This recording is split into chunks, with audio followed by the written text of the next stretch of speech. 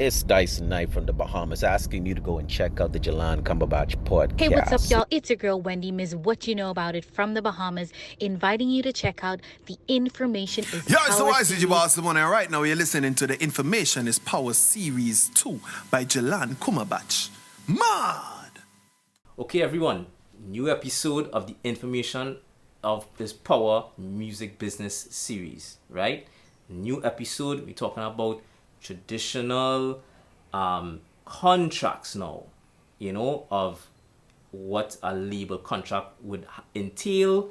Obviously, it's not detailed, it's just a couple things that what a traditional contract may look like, may have, right? So I'll just touch on a few things that dealing with a major label that you'll probably encounter, right? If you're a new artist, they would approach you maybe with a longer deal. They may want to have a 5 to 7 album deal, right? It's called a cycle.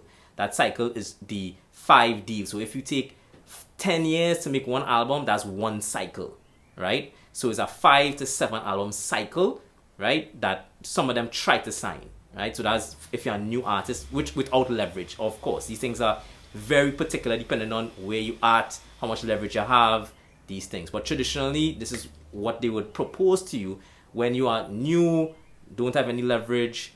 These are things that they would obviously approach you with. Secondly, the royalty rate that will pay you.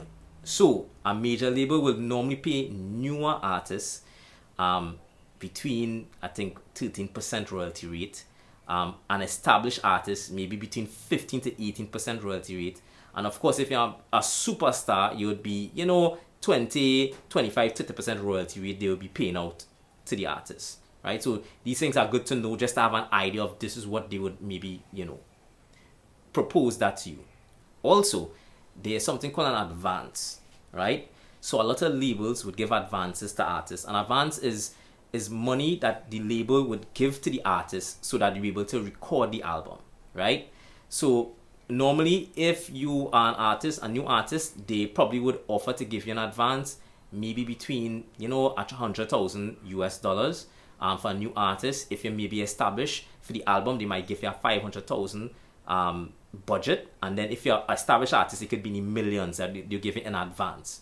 Now these things are recoupable, right? Recoupable means that they are going to take back the money from the mechanical royalties that is being sold, right? So of course we touch on what a mechanical royalty is, so you kind of have an idea, but this is how the label make back their money. So they're going to give you in advance the money to make the album, and then they're going to make back their money from that by recouping the money that they spent through the mechanical royalties being made. So once your songs and your song sell and your album stream, then they will be getting paid from that, the label. The artists, normally, they would retain the excess money from the recording. So the advance, that money, they would retain the excess. So if they have extra money that left over from the recording budget from the advance, they would pocket that for themselves, right?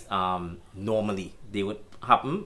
And then the artist now would be able to be paid a royalty rate after the label recouped what they put out, right? So the artist would be paid a royalty rate once the label recoup, right? Also, the label, the only money they could take is from the recordings of the songs from the artist, right? It's a traditional contract. So the only money they can make, the only money they're recouping is from the sales of the songs or the sale of the album from the artist, right? So stay tuned for the next video. Click like, subscribe to this YouTube page.